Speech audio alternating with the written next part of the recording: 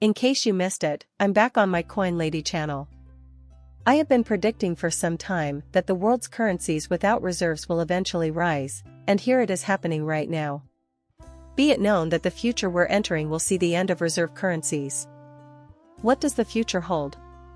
In this future, CBDCs will function as the currency of every significant nation.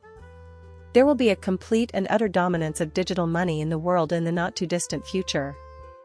All of the major banks will have tokenized their reserves, and some may even have their own coins, like JP Morgan coin. This city already has one, JP Morgan has one, and I think Bank of America is about to win. We are heading away from a world where one entity controls the currency, and that is the most significant aspect of the global financial system. There must be complete and utter worldwide centralization. An excellent illustration of why a reserve currency is unnecessary is the US dollar. Suit diseases are intriguing because they propose a decentralized British currency yet simultaneously do away with the necessity for a reserve currency. Many of you may be wondering why a CBDC would do away with a reserve currency. Since central, cross-border payments can take several days to settle, the only practical reason to have a reserve currency is to have a medium of exchange whose value can be sustained for at least that long. There, we examine the settlement times of digital currencies issued by central banks, stable coins, and other digital assets. This renders the concept of a reserve currency obsolete, which, incidentally, explains the growing resistance from regulators and major players, because, guess what? The higher powers that be are also aware of this. Many people think XRP or possibly XLM will be this bridge currency, though, as I mentioned before, there are a lot of documents available. DLNS will rule the globe, in my opinion, and it's going to be a big deal. Whatever the case may be, extra picks, the Olympics, etc., this is distributed ledger technology, and the world is evolving. Blockchain and DLT are essential to the impending revolution, and everyone must understand this. Having the patience to see the project through and diversifying into utility titans in the space should be your top priorities.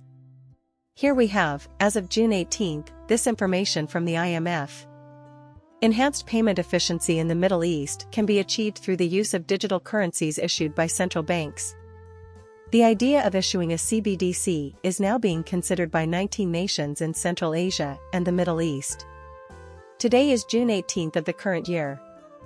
The goal here is to increase the effectiveness of international money transfers and promote financial inclusion.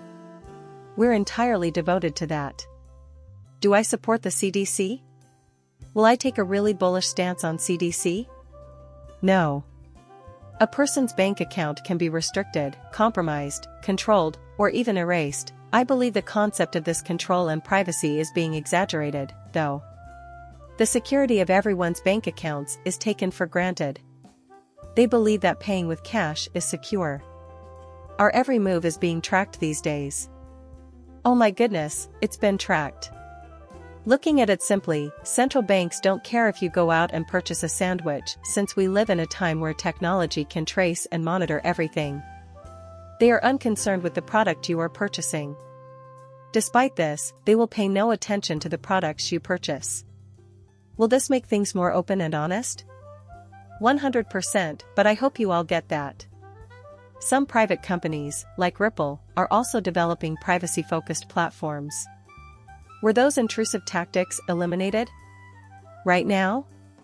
Are they able to get around it? Of course, but ordinary people's actions will be of little concern to them. However, I will agree that stable currencies are what we can expect to see the most. And those will be distributed by private companies. Though CBDCs should. Keep in mind that digital currencies are primarily for central banks. It is important to note that these coins are also stable. The central bank is the only entity that issues them. This way, digital currencies issued by central banks can eventually supersede physical cash, according to the International Monetary Fund. We must not turn back now. Indeed, this is taking place at this very moment. While everything else around us is changing, cash has remained unchanged. For what number of decades has cash been the primary medium of exchange? things will change, and it must adapt to stay up with technology. Therefore, we are about to see the digitalization of cash. Over in this area as well, the head of the International Monetary Fund has called for a stronger push towards digital currencies issued by central banks, and the organization has also suggested stable coins and CBDCs as ways to help the economies of the Pacific Islands. It was November of 2023 or 2024, dudes, most of it happened in 2024. In the year 2024, it seems like they are making a strong push for 2024. This is a fascinating document from the International Monetary Fund, IMF, about reserve currencies in a changing global monetary system, and it relates to the IMF's focus on their partners. Among my most important discoveries is that the SEC has no weight and that different regulatory frameworks would cause fragmentation. This is something I brought up recently in a video, but it bears repeating. They are getting ready for an evolving international monetary system, which is a fancy way of saying, get ready to see a new monetary system emerge, with reserve currencies being up for debate. Most current cross-border transfer and payment systems encounter difficulties, and here we are discussing payment methods. New systems that transcend current limitations and inefficiencies can be built using technologies like distributed ledger technology, DLT. Competition among digital currencies differs from that. Among traditional currencies, not because of differences in macroeconomic performance, i.e., the US's actions dictate the current state of reserve currencies, but rather because of differences in associated networks and users. For that reason, many parts of the globe are saying things like, hey, we don't want to be tied to the US dollar anymore. SWIFT is being used as a financial weapon, which is why we do not want to use it.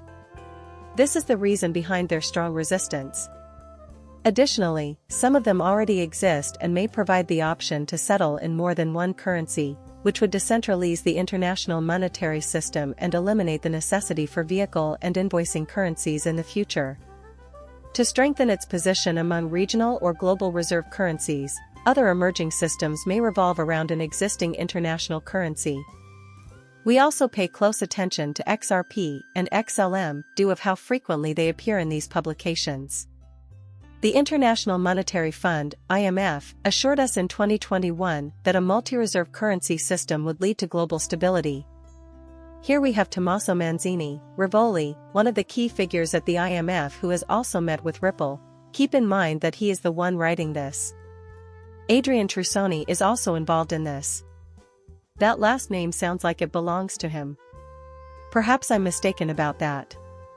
However, these are people who have shared a room before. You may be aware that central banks, including Brad Garlinghouse, the CEO of Ripple, and other companies are discussing and preparing projects involving reserve currencies and the new monetary system based on digital-based currencies. Bye for now, and please subscribe and like my channel.